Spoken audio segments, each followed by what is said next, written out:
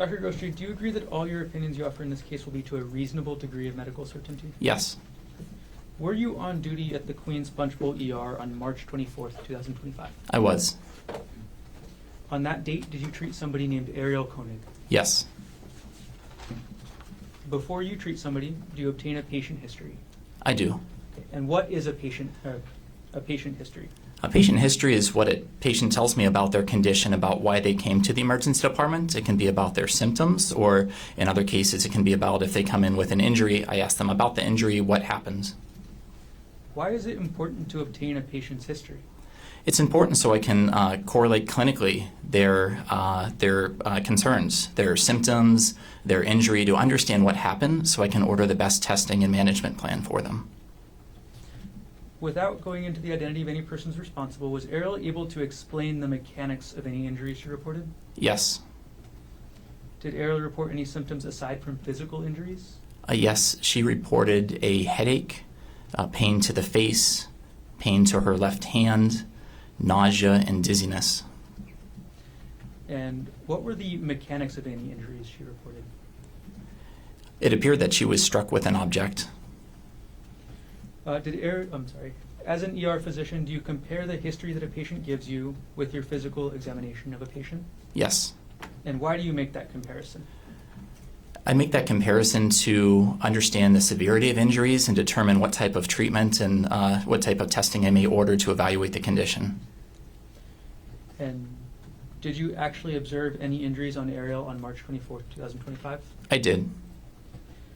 Can we walk through those injuries, starting with her head? So, Dr. Grosjean, I'm going to publish what's been entered into evidence as State's Exhibit 25. And you can see it on the screen there to your left. And as I have this on the screen next to you, I'm going to hand you the iPad that I have right here with the laser pointer working. And I'm going to ask you to describe the injuries that you saw in Arielle.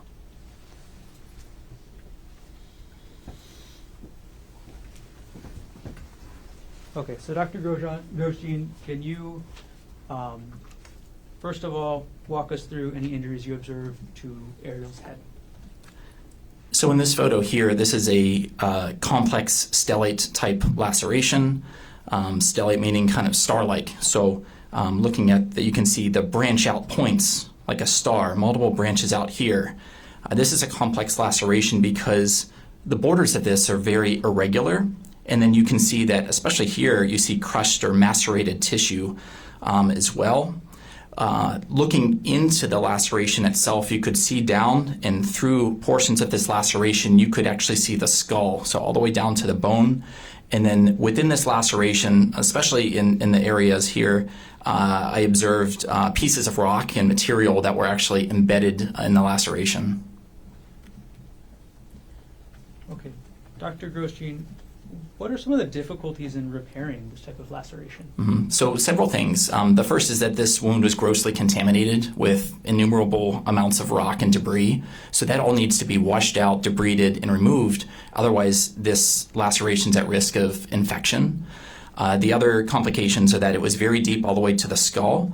And the other difficulties are, you can see how complex this is. This is very jagged edge. All of this needs to be approximated and put together just right. Additionally, there were portions of this where there were tissue bridges. So that's with part of a laceration where there's a thin strip of tissue that attaches on both sides. So that needs to be approximated just right to make sure there's good blood supply to allow that to heal. Was there any bruising to Arielle's head? There was diffuse bruising noted around this area here. There was bruising over the nose, and then you can't see it on this picture, on the right orbit over here, there was swelling around the orbit, which is the eye socket. And so there's an additional laceration that's totally separate from this above, like by the eyebrow, but then another in the orbit that was right here. Okay, I'm going to retrieve the iPad from you and publish a separate exhibit right now, doctor.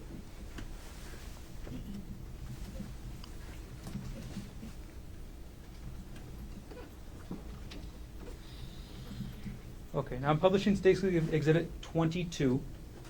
Dr. Grosjean, is this what you were describing with regards to the right side of Arielle's face? Yes, the laceration above the right eyebrow underneath, and then there's bruising around the right orbit and along the forehead and over the nose. Were there any injuries to Arielle's extremities? There was. She had a lot of bruising to the left thumb and the second finger. There was pain with range of motion of the left thumb. And on the thumb itself, there's what's called a subungual hematoma, which is if you get a large bruise that's under the nail itself. And there was also a small open wound just at the nail bed, which is on the bottom. So that constellation of symptoms, I was concerned that there could be an underlying fracture of the thumb. Okay, I'm going to publish State's Exhibit 28. Okay, and I'm going to hand you the iPad again, and if you could point out the injuries that you were just describing to us.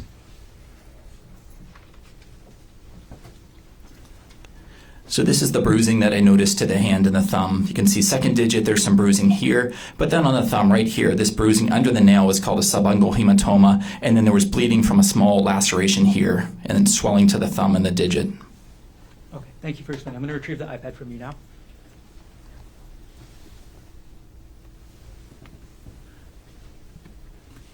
I'm going to take State's Exhibit 28 off of the screen. Dr. Grosjean, as a result of your physical examination, did you order any imaging? I did. Okay, what type of imaging did you order? I ordered a CAT scan of the head, the face, and the cervical spine, which is a three-dimensional X-ray to evaluate the area.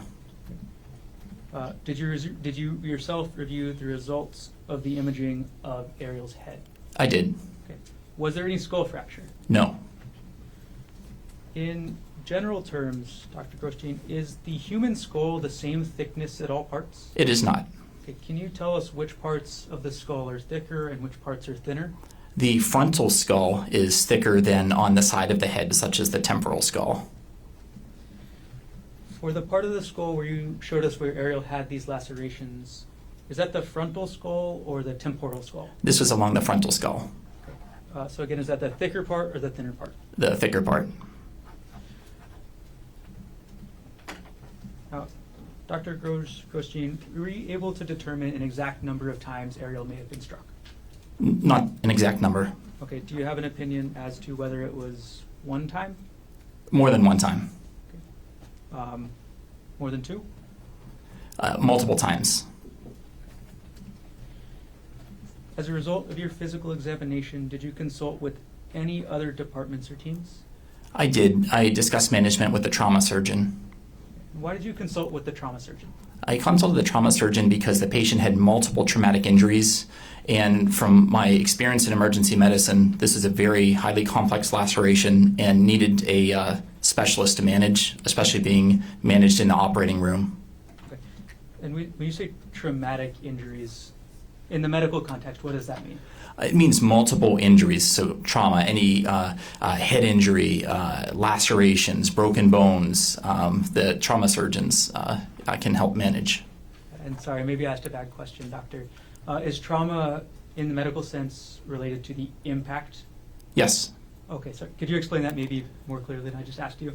So if a trauma is any force that's subjected on the body, if a patient has subjective or significant force that the body is subjected to, there's at risk of injuries, and this patient was at high risk of injuries. Yeah.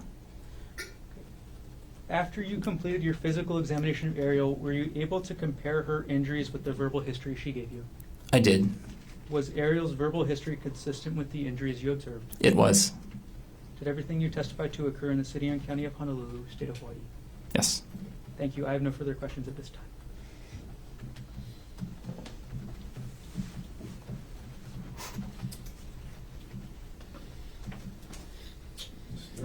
Cross-examination. Thank you, Your Honor.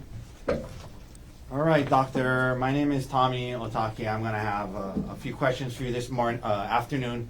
But first, I want to make sure I'm pronouncing your name correctly. Could you please tell me how to say your last name? Grosjean. Grosjean. Okay, kind of how I spell it, I guess. Yeah. Okay, thank you.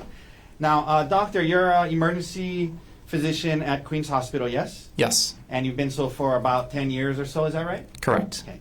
Now, in the emergency department at Queens Hospital, when you treat a patient, you input relevant information into their medical charts, correct? Yes. And, of course, when you do that, you do your best to be accurate with the information you're putting into the charts, yes?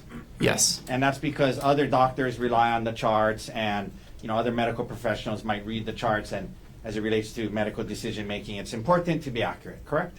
Yes. And because you see a lot of patients in the Queens Emergency Department, for example, in the last year, you've probably seen hundreds or thousands, correct? Correct. All right.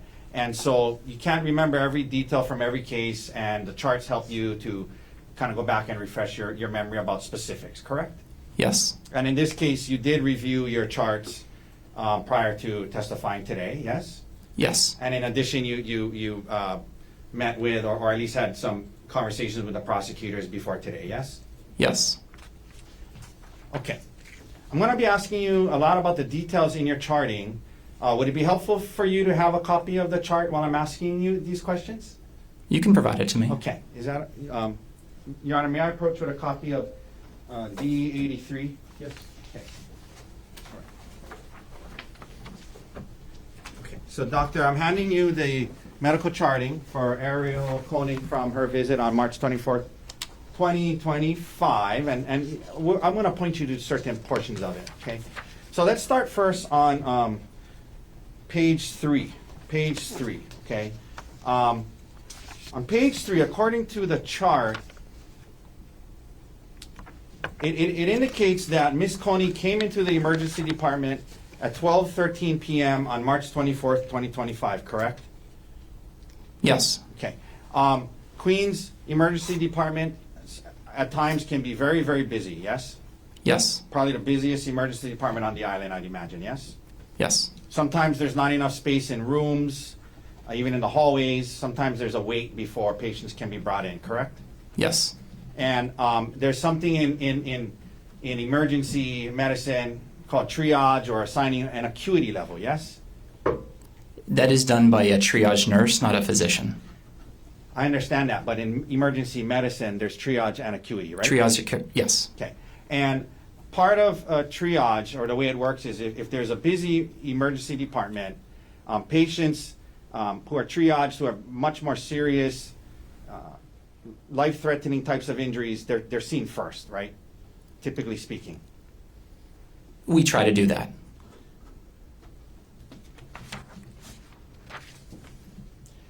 And sometimes if somebody is stable enough and there's not enough room in the emergency department, sometimes they got to wait in the ambulance outside for a bit, correct? It's not my decision to do that. Okay. Doctor, I'm going to ask you to listen to the question. I'm not asking you if that was your decision. I'm just asking you factually. Mm-hmm. If sometimes there's enough room, if there's not enough room in the emergency department, the less critical patients might have to wait outside in the ambulance for a while, yes? Correct. Okay. According to your charts, Ms. Konig was brought into the emergency room at 12:13 p.m., yes? Yes. That would be an hour and 45 minutes after 10:30 a.m., correct? Roughly. Roughly, right? Say that again. 12:13 Mm-hmm. is about an hour and 45 minutes after 10:30 a.m., yes? Yes. Okay. Then sometimes when a patient is brought into the emergency room and there's not enough room, sometimes if there's no rooms available, they're kept in the hallway, yes? Yes. Once in the emergency department at Queens, doctor, a physical exam is done and vital signs are taken and reviewed, correct? Correct. And oftentimes the vital signs are probably not taken by you, but taken by nurses or staff there, yes? Correct. Okay. But you, as part of your job in assessing the patient, you review the vital signs and the history that was taken by others, correct? Yes. Okay, so let's go to page 4 of the charting.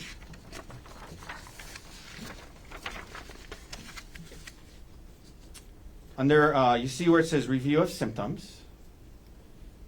Review of symptoms, Mhm. or systems, sorry. Review Yes. of systems, apologize. That's something you would have reviewed, right? As part of your treatment, yes? Correct. So this goes through some of this. Constitutional, it says she was awake and alert with distress, yes? Yes. So she was awake and alert, correct? Correct. One thing that in the emergency room that is examined in cases of head injuries is the patient's eyes and pupils, correct? Yes. You shine a light into the eyes and you see how the eyes react, correct? Correct. And in this case, her pupils were equally round and reactive to light, yes? Yes. This meant that her pupils were functioning normally, indicating that the brain, brainstem, and optic nerves were likely intact and functioning properly, correct? Those specific portions of the brain that you mentioned, yes. Right. Normal pupils in this context is a positive sign that a doctor looks for when assessing the neurological status of a patient with reported head trauma, correct? It is one of the signs, correct. And in this case, it was normal, yes? Yes. For your patient, Ms. Konig, yes? Yes.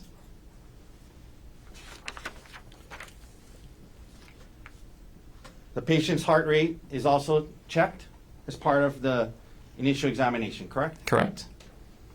And in this case, Ms. Konig had a normal heart rate and a normal heart rhythm, yes? Yes. You also checked her breathing and pulmonary issues, correct? Yes. And again, in this case, Ms. Konig, her pulmonary effect was normal and there was no respiratory distress, correct? Incorrect. The respiratory rate on arrival, she had what's called tachypnea and breathing rapidly. So that rate is 23, which is not normal for an adult. Okay, do you see under there where it says pulmonary on page 4, Yes. where it says effort? Mm-hmm. Pulmonary effort is normal, no respiratory distress. Breath sounds, normal breath sounds. At least in that portion, it was charted that it was normal, correct? Yes. Now, they also check her abdomen as part of this initial exam process, yes? Yes. And the abdomen meaning the stomach, and you guys feel around and to see if it's normal, correct? Correct. And in this case, there was no distension, correct? Correct. What does distension mean, if you can tell the jury? If the abdomen is protuberant and if it's out, Okay. that's not normal. And that's a bad thing, right? Can be, yes. And in this case, there was no distension, right? Mm-hmm. Her abdomen was soft, is what you want to see, yes? Yes. No abdominal tenderness, correct? Correct. No abnormal findings related to her abdominal, correct? Yes. Okay. Now, there was a reported head injury with a rock, correct? Yes. You're concerned about neurological damage to the brain, skull fractures, things like that, yes? Correct. One of the things that are done in the emergency department when there's concerns about head injuries is something called a Glasgow Coma Scale, correct? Correct. And you're familiar with that. It's a very commonly used tool by healthcare providers as part of assessing a patient's neurological functioning, correct? Correct. It helps to measure if there's decreases in the level of consciousness, yes? Yes. Very widely used and relied upon tool, correct? Correct. And the neurological assessment tool, am I pronouncing that right? Glasgow Coma? Mm-hmm. Okay. That is a tool that was used on Miss Konig while she was in the Queen's ER on this day we're talking about, correct? Correct. All right. Now, is this something you're familiar with through your training and experience? I am. It's true then that the Glasgow Coma Scale has 3 categories that are part of this neurological exam: eye response, motor response, and verbal response, correct? Correct. Eye response, this relates to how awake and alert someone is, correct? Yes. Motor response, this part is about how well your brain can control muscle movements. It can show if there's any issues with connections between your brain and the rest of your body, correct? Yes. Okay. And then verbal response, this tests how well certain brain abilities work, including thinking, memory, attention span, awareness of your surroundings, correct? Correct. To get the score of a Glasgow Coma Scale, providers do these different tests, different scores from each 3 categories, And they add it all up, and that's your Glasgow Coma score, correct? Yes. The highest possible Glasgow Coma score is 15, yes? Yes. Meaning that's the best, meaning that you want to see on this on the Glasgow Coma score, right? 15 is better than 3. 3 is the lowest, right? Yes. And so you want 15, it means you're fully awake, responsive, not having problems with thinking ability or memory, correct? Correct.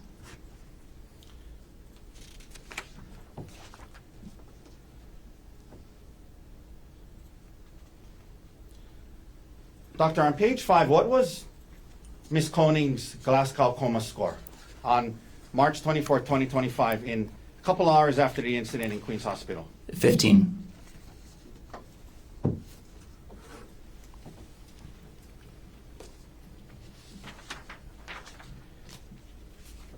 Nevertheless, you're concerned about skull fractures, so you order a CAT scan of the head, face, and spine, correct? Correct. Because a CAT scan is a very reliable imaging tool. Well, it's an imaging tool that is used to see into the body to see if there's fractures, injuries, brain bleeds, things like that, yes? Yes. You thought it was prudent to order one, correct? Absolutely. Mhm. All right. And you reviewed the results of these imaging tests and factored that into your medical decision making, yes? I did.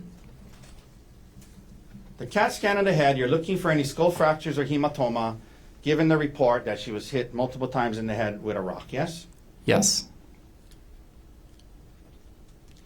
And doctor, the CAT scan to the head indicated that there were no skull fractures, correct? Correct. And no hemorrhaging was found either, yes? I mean, No. correct? No internal hemorrhage, yes. Yeah, that's what I mean. No brain bleeds were found, correct? Correct. You also do a CAT scan of Ms. Konig's face, and the results of that, as well, there were no mandible fractures, yes? Correct. Well, what is a mandible? That is the jawbone. Okay. I guarantee I'm going to pronounce some medical words wrong, but ossicles, is that a word? I can't even pronounce it close enough for you to recognize it. Ossicles? It is a word, yes. Okay. How do you say it? So ossicles. Okay. What is that? So it depends where you're looking. There are ossicles in different locations. Well, So- after the CAT scan of the face said ossicles are normally aligned. It said it was normal. Okay. Okay. So, Mhm. so what is that? So the facial bones were aligned. There was no facial bone that was out of place. Okay. No skull-based fractures, correct? Correct. No zygomatic arch or pterygoid plate fractures, right? Yes. And what is a zygomatic arch or pterygoid plate fracture? So they're the pterygoid plate. They're parts of the face and the Okay. skull. So zygomatic arch kind of goes over here, and then the pterygoid plate's nearby. And the CAT scan to the face showed no fractures to that area, correct? Yes. No maxillary sinus fractures. What is the maxillary sinus, doctor? Maxillary sinus is, again, one of the bone structures of the face, so that would be right here. Okay. No fractures to that area, yes? Yes. Now, I wanted to ask you about this. The orbits are intact and the globes are normal. That's what the CAT scan said, right? Yes. You were asked earlier about the thickness of skull in different areas. Remember that? Yes. By the prosecutor? Mm-hmm. And you said certain parts are thicker than others, right? Yes. And you have the skull and different parts of the skull. But isn't it true, doctor, that the orbital bones, it's a thin, fragile bone? So these are facial bones, not the skull bone. So these are facial bones here, and so over the sinus, it is thinner than the frontal Yeah, no, skull. I understand Mhm. that. I'm not saying you misled anyone. I'm just clarifying. You're talking about the skull. I'm talking about the orbital bones, right? Mhm. Isn't it true, doctor, that the orbital bones around the eye is a very thin, fragile bone in a person's body? On the inferior portions and the medial portions, which are here and here. They are thin and fragile, yes? They are one of the thinner portions of the face, of the bones, yes.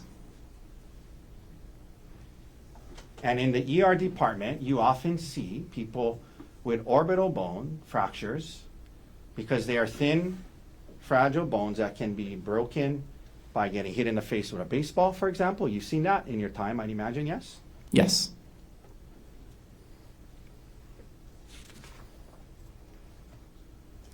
And in this case, the face CT, CAT scan, showed that she did not have any fractures to this thin bone around her eyes, correct? Correct.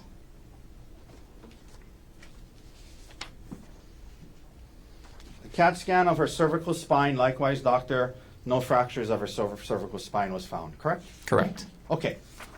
I want to ask you now a little bit about this laceration on her head, and you refer to it as a stellate laceration, is that right? Yes. And am I pronouncing that right, stellate? You are. Stellate laceration is a star-shaped complex skin tear featuring multiple arms, often caused by blunt force trauma, correct? Correct. So in other words, it's different from like a cut or laceration caused by like a sharp edge of a knife or something like that, correct? Correct. In those lacerations with a knife or sharp object, the laceration is more defined, it's more linear, yes? Yes. Okay. But stellate lacerations caused by, and when we say blunt force trauma, we just mean getting hit with something hard, correct? Correct. Okay. Stellate lacerations caused by getting hit with something hard, the skin breaks apart differently than it does from a cut with a knife, yes? Yes. And often there are multiple jagged edges to the laceration that extend outward from an impact point, correct? Yes. There's a central impact, point of impact, and multiple edges branching out from there, which is what you saw in this case, yes? Yes. So to the untrained eye, it can look like multiple separate lacerations, but for those who understand stellate lacerations, there's an impact point and it branches out from there, correct?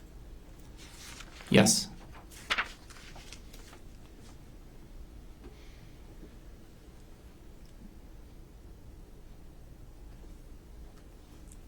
And because of the multiple branches and all the things you described about the skin and putting it back together, you thought it would best to have a surgeon stitch it back up, correct? Because I mean, you suture a lot of lacerations in the ER, but this one, it was complex because of the different arms. You thought it best to have a plastic surgeon stitch it up, yes? It was large, it was contaminated, and just the extent of it, yeah. Yeah, because you said it was complex, so you thought a surgeon should stitch it up instead of you, right? Absolutely, it needed washed out in the operating room. Okay. And that's what happened, and then Ms. Konig was discharged home the next day, correct? Yes. Now, you said today that, well, first of all, you're not you're a board-certified emergency medicine physician, correct? Correct. You're not a forensic pathologist, MD, who specializes in analyzing manner and means of injuries or death, correct? Correct. That being said, you were asked by the prosecutors back in December about if you could tell how many strikes caused this, and you say today, you know, you think multiple, but one of the things you said to the prosecutors when they asked you about it is you said you could not tell if the injury was from one giant strike or multiple strikes, but you anticipated it was multiple strikes. That's what you told the prosecutors, right? Correct. It looked like multiple strikes. Maybe one, maybe, but looked like multiple, right? Right. But you told them you couldn't tell if it was maybe from one giant strike, correct?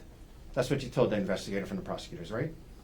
On the area on the face, yes. Yeah. There would have to be 2 strikes if we get here and here. Right. So I at understand minimum. that. I'm talking Mhm. about they're asking about the laceration on the head. Yes. And to that one, you said you couldn't tell if it was from one giant strike or multiple strikes, right? Right.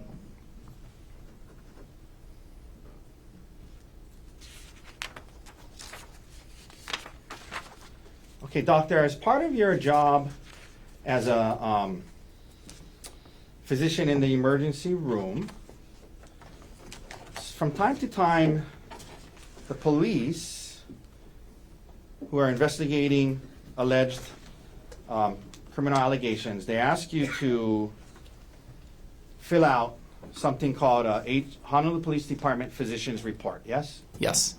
And in this case, you did so, right? I did. And the way that works is it's a form that after you see the patient, you go and you check boxes on the form, correct? And you can write in some narrative, but you check boxes, correct? Correct. Now, you were today qualified with no objection from us. I mean, you're an expert in emergency medicine, correct? You've been qualified as one today, right? I believe so, yeah. And you were an expert in emergency medicine on the date of the incident, March 24th, 2025, right? I mean, you've been doing it for almost 10 years, right? Over 10 years, yes. And you understand that the Honolulu Police Department relies on you in these forms to provide accurate, unbiased medical opinions related to the extent of a patient's injuries when there's a criminal investigation, correct? Yes. And you try your best to do so. You know it's important, so you try your best to be honest and accurate in these forms, yes? Yes.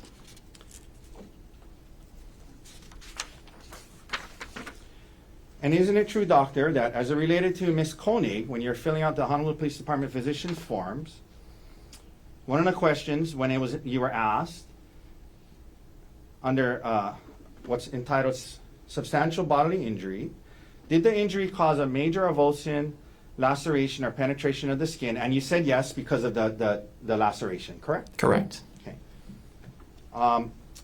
You were also asked, did the injury cause a bone fracture? And at that point, you said unknown, testing was pending, right? Right. We were waiting for the x-ray result. Correct.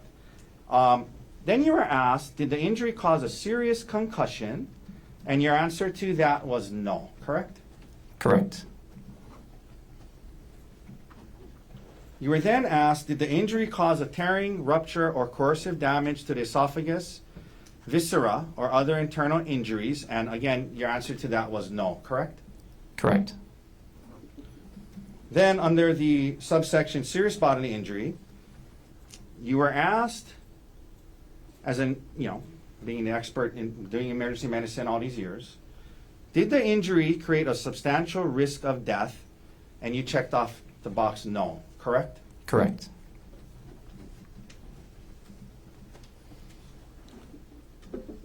Then you were asked, will the injury cause any serious permanent disfigurement? And you said unclear, pending trauma team repair of wound, yes? Yes. Because this was on the first day she was there, right? This was early on in the course Yeah. of treatment. So. Right. Then you were asked, will the injury cause a protracted loss or impairment of the function of any bodily member or organ? And again, you answered no. Correct, doctor? Correct.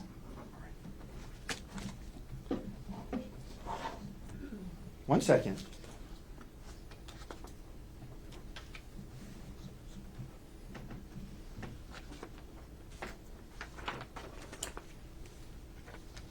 All right, doctor, thank you for your time today.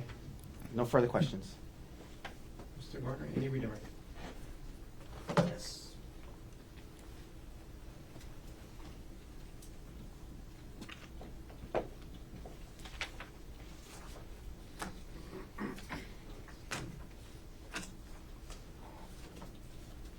Okay, Dr. Gostin. Now, you were saying something about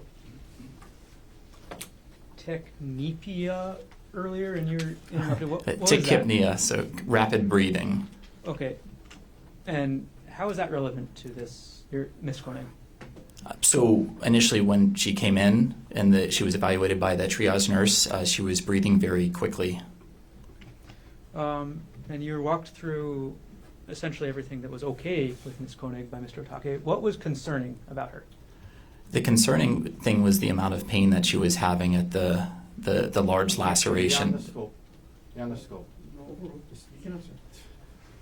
So I was concerned with the injury. When we see a wound like this, we are concerned about underlying bleeding or skull fracture. Sure, come on up.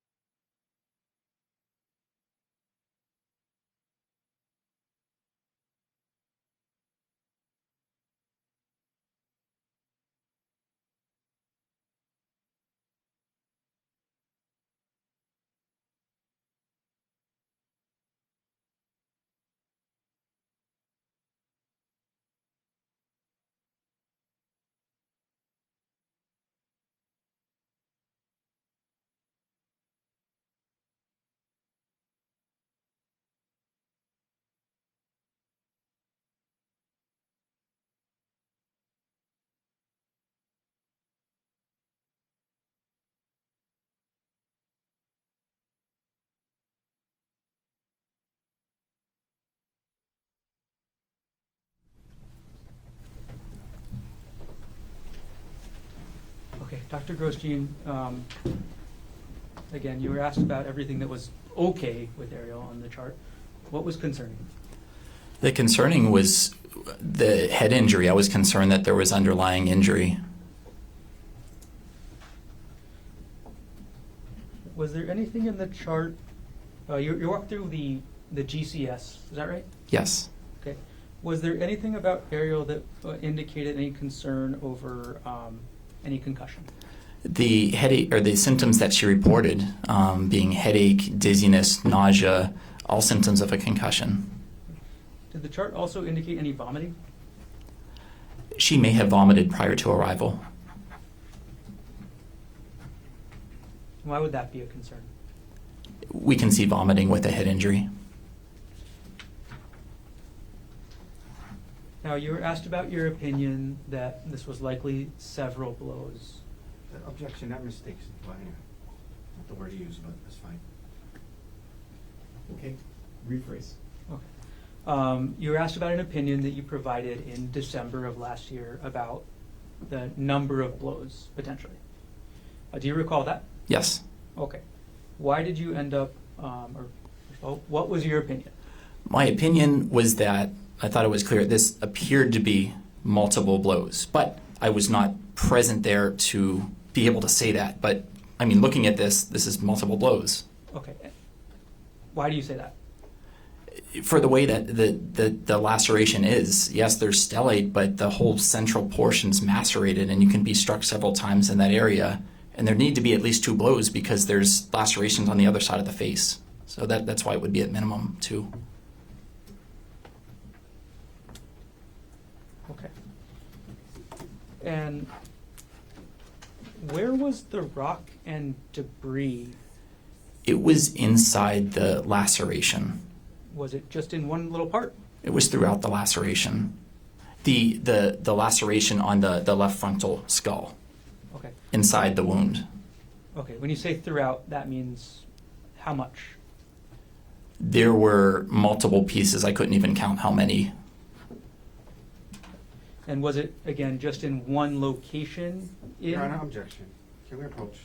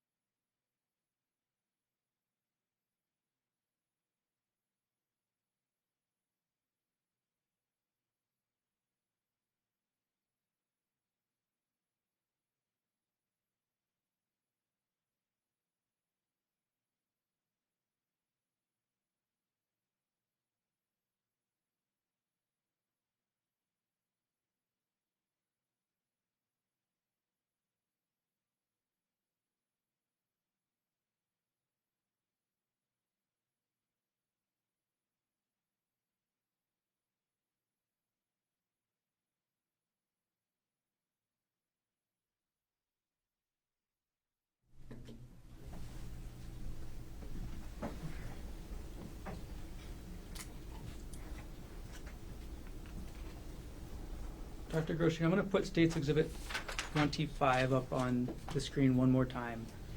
And if you could describe for us where in this laceration or how many different areas you observed rocks and debris.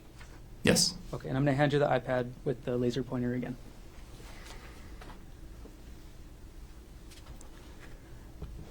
So when I was looking at the laceration, it was down to the skull, and that's where whenever I noted there was debris in this area. Okay, thank you. I'm going to retrieve the iPad and take the exhibit down.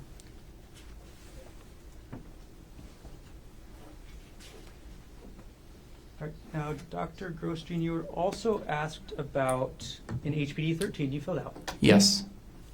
and you were specifically asked about whether or not the injuries caused a substantial risk of death. Is that right? Correct. Okay. And you noted that the injuries did not cause a substantial risk of death. Is that right? Correct. And that was a medical opinion you gave when you filled out that form, right? Yes. Is that, and again, what was the mechanism of the injury that you determined here? The mechanism was blunt force trauma to the head. Was this opinion that the injuries Your Honor, that can we Arielle approach? suffered? Can we approach? Yeah, come on.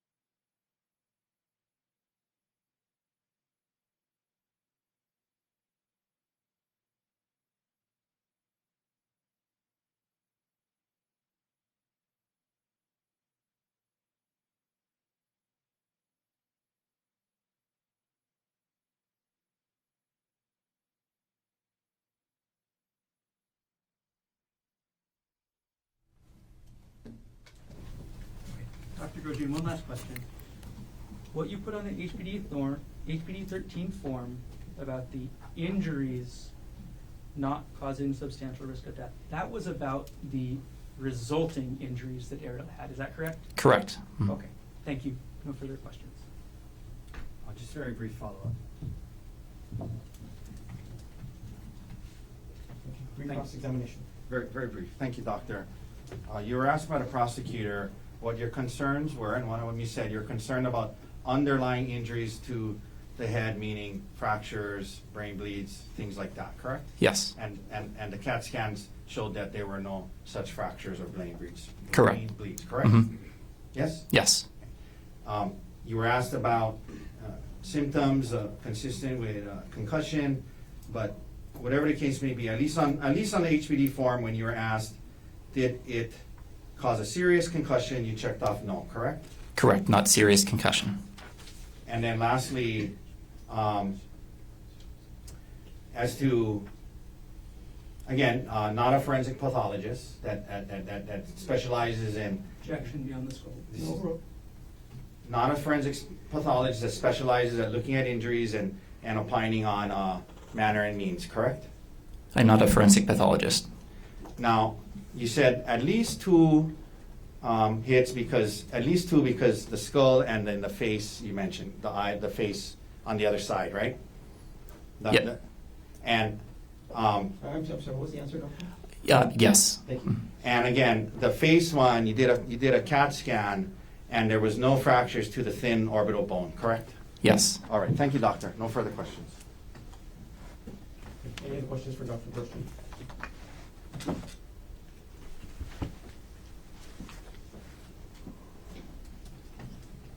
Dr. Christian, you said at least 2 impacts? It appeared to be. Okay, when you say at least 2, do you have an upper limit? I don't. Multiple. No further questions.